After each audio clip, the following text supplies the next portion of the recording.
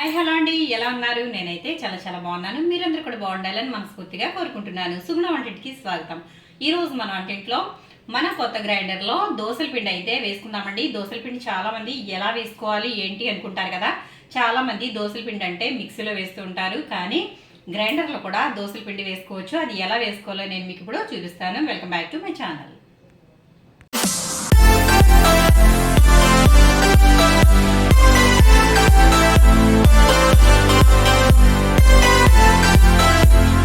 ముందుగా దోసల పిండికి కావాల్సిన పదార్థాలు ఏంటో చూద్దాము. నేనైతే ఇక్కడ మినపప్పు అయితే 1 గ్లాస్ తీసుకున్నాను. మనం ఏ గ్లాస్ అయితే కొలతగా తీసుకుంటున్నామో అదే గ్లాస్తో మిగిలినవన్నీ కూడా తీసుకోవాలి.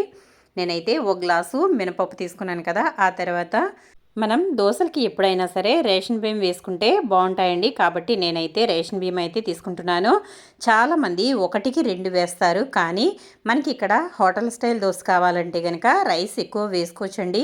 కాబట్టి నేనైతే 3 గ్లాసుల వరకు బియ్యం అయితే వేస్తున్నాను. అంటే 1 గ్లాసు మినపప్పు అయితే 3 గ్లాసుల వరకు బియ్యం అయితే తీసుకుంటున్నాను. ఈ విధంగా బియ్యాన్ని తీసుకున్న తర్వాత ఇవి 1కి 2 సార్లు శుభ్రంగా కడుక్కుని బియ్యం అనేవి పప్పు బియ్యం నానబెట్టుకోవాలండి. ఇవి ఒక 4 గంటల పాటు నానితే సరిపోతాయి. ఆ తర్వాత మనం నానబెట్టుకున్న మినపప్పులో మెంతులు అయితే వేసుకుంటున్నానండి. దోశల్లో మెంతులు వేసుకోవడం వల్ల చాలా మంచిది, అలాగే టేస్ట్ కూడా చాలా బాగుంటాయి. కాబట్టి మెంతులు అయితే వేసుకున్నాను. ఆ తర్వాత మనం బియ్యము పప్పు కడిగి పెట్టుకున్నాం కదా, అందులో అయితే వాటర్ వేసేసుకుని ఒక 4-5 గంటల పాటు బాగా నాననివ్వాలండి. అలాగే నేను పచ్చిశనగపప్పు కూడా 1/2 కప్పు తీసుకుని నానబెట్టేసుకున్నాను. మనం పప్పు బియ్యం తీసుకున్నాం కదండి, నానబెట్టుకున్నాం కదా. ఇప్పుడైతే ఇవి గ్రైండర్లో వేసుకుందాము. గ్రైండర్లో వేసుకునేటప్పుడు ఎప్పుడైనా సరే ముందుగా బియ్యం వేసుకోవాలండి. ఎందుకంటే పప్పు జిగురు వచ్చేస్తుంది కదా, కాబట్టి రైస్ అనేది త్వరగా నలగదు. కాబట్టి ముందుగా రైస్ అయితే వేసుకోవాలి. ఆ తర్వాత నేను ఇక్కడ గ్రైండర్ అయితే క్లీన్ చేసి పెట్టేశాను. ఇప్పుడైతే మనం రైస్ అయితే ఇందులో వేసేసుకుందాం.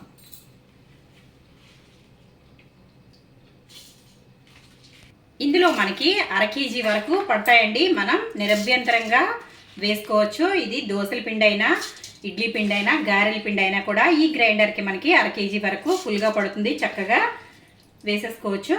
నేనైతే మొత్తం బియ్యం వేసేస్తున్నానండి. ఇవి 2 వాయిలుగా వేసుకోవాల్సిన అవసరం లేదు. బియ్యం మొత్తం కూడా ఇందులో వేసేసుకుంటున్నాను. ముందుగా వాటర్ అనేవి వేసుకోకుండా బియ్యం మాత్రమే వేసుకోవాలి. రైస్ అయితే వేసేసుకున్నాం కదా. ఇప్పుడైతే మూత అయితే పెట్టేసుకుని ఇప్పుడు మనం ఆన్ చేసి ఈ బియ్యాన్ని సగం వరకు కొంచెం గ్రైండ్ చేసుకుందామండి. ఆన్ చేస్తున్నాను.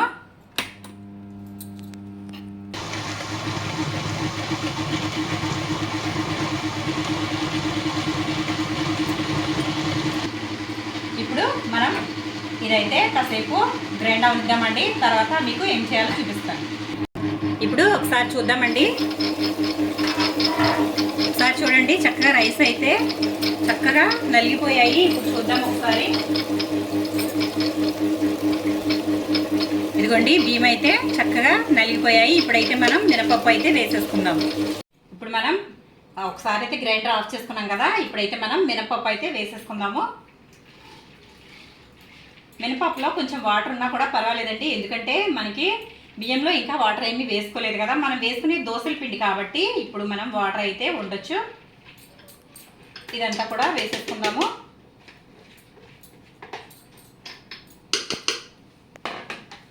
వేసుకున్న తర్వాత మూత అయితే పెట్టేసుకుని ఆన్ చేసుకుందామండి.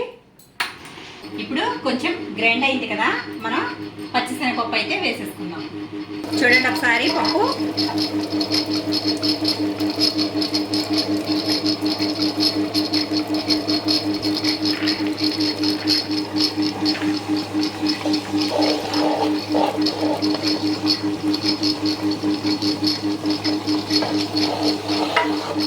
ఇప్పుడు మూత అయితే పెట్టేసుకుందాము.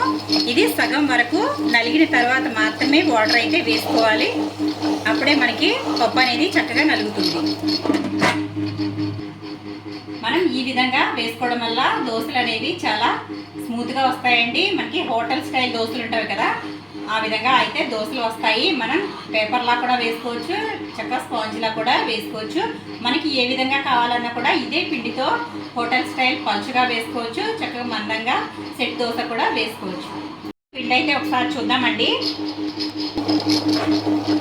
మనకి సగం అయితే నలిగిపోయింది. దోసల పిండి కాబట్టి కొంచెం గట్టిగా ఉంది కాబట్టి వాటర్ అయితే వేసుకుందాము. మూత పెట్టేసుకుందాం. పెట్టేసుకున్న తర్వాత వాటర్ వేసుకోవచ్చు ఇందులో నుండి. ఇలా అయితే వాటర్ ఇందులో నుండి వేసుకోవాలి.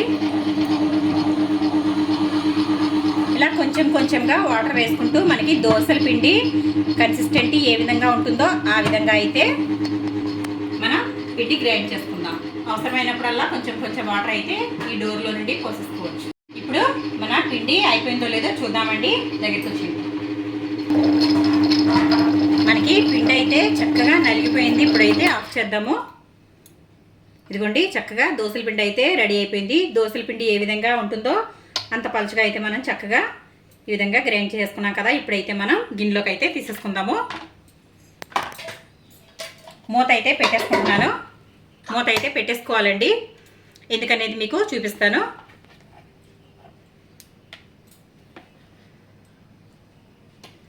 ఈ మూత ఇలా తీసేద్దాము.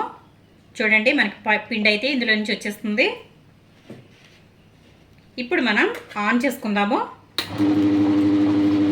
మూత ఎందుకు పెడదామన్నానంటే ఈ విధంగా మనం ఆన్ చేసినప్పుడు పిండి అయితే పైకి చిందుతుందండి. కాబట్టి మూత అయితే పెట్టేసుకోవాలి. ఇప్పుడైతే ఆఫ్ చేసుకుందాము. మనకి పిండి అయితే ఇందులో నిండుగా వచ్చేసింది కదా. ఇంకో బౌల్ అయితే పెట్టేద్దాము. చూసారు కదా, ఈజీగా మనకి గ్రైండర్లో దోసల పిండి అయితే వేసేసుకున్నాము. ఇదిగోండి, చక్కగా మెత్తగా దూదిలాగా వచ్చిందండి పిండి. ఈ విధంగా వేసుకుని మనం పిండిని పులియబెట్టుకోవాలి. నైట్ అంతా కూడా పిండి పులిసినట్లయితే చక్కగా దోశలు అనేవి బాగా వస్తాయి. కానీ మనం ఎప్పుడైనా సరే దోసల పిండి రుబ్బుకున్నప్పుడు, ఇడ్లీ పిండి కానీ దోసల పిండి కానీ రాత్రి అంతా ఉంచుకున్నప్పుడు ఇంత నిండుగా ఉండకూడదండి. ఇంత నిండుగా ఉన్నట్లయితే పిండి అయితే పొంగిపోతుంది.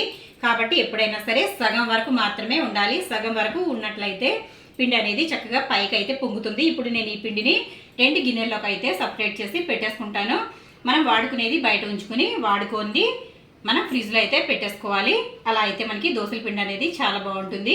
ఎప్పుడు వేసుకున్నా కూడా ఈ విధంగా దోసల పిండి వేసుకున్నట్లయితే పర్ఫెక్ట్గా దోశలు అయితే వస్తాయి. హోటల్ స్టైల్ దోశ, అలాగే మనకి స్పాంజ్ దోశ, కొంచెం మందంగా పేపర్ లాంటి దోశ, ఏదైనా సరే ఈ పిండితో ఈజీగా వేసుకోవచ్చండి. ఈ పిండి మనకి 10 రోజుల వరకు నిల్వ ఉంటుంది. ఎటువంటి చెక్కు చెదరదండి. అసలు పైన ఎటువంటి పొర కట్టడం కానీ, అంటే చాలామంది పిండి ఎల్లో కలర్లో వస్తుంది అంటారు కదా, అది కూడా ఏమాత్రం రాదు. ఈ విధంగా గ్రైండర్లో పిండి వేసుకున్నట్లయితే మిక్సీలో వేసుకున్న పిండి కన్నా గ్రైండర్లో వేసుకున్న పిండి అయితే చక్కగా వస్తాయి దోశలు. మరి ఈ విధంగా మీరు కూడా ట్రై చేయండి ఫ్రెండ్స్. మీకు ఏ విధంగా వచ్చిందో నాకు కమెంట్ సెక్షన్లో కమెంట్ పెట్టండి. చూసారా, మనకి దోశ పిండి అయితే రెడీ అయిపోయింది. ఈ పిండిని మనం దాదాపు ఒక వారం పాటు వాడుకోవచ్చండి. చక్కగా ఈ విధంగా వేసుకుని ఫ్రిడ్జ్లో పెట్టుకోవడం వల్ల మనం ఈరోజు వేసుకున్నాం కాబట్టి రేపు వేసుకునేది అయితే బయట పెట్టుకుని మిగిలినంతా ఫ్రిడ్జ్లో పెట్టేసుకుంటే పిండి అనేది పొలవకుండా చక్కగా ఉంటుంది. మళ్ళీ నేను మీకు ఇది దోశ ఏ విధంగా వేసుకోవాలో మీకు ఇంకొక వీడియోలో అయితే చెప్తాను. మరి నచ్చిందా? మీకు వీడియో కనుక నచ్చినట్లయితే లైక్ చేయండి, షేర్ చేయండి, సబ్స్క్రైబ్ చేయండి. మరిన్ని మంచి మంచి వీడియోస్ కోసం సుగుణ వంటిల్ని ఫాలో అవ్వండి.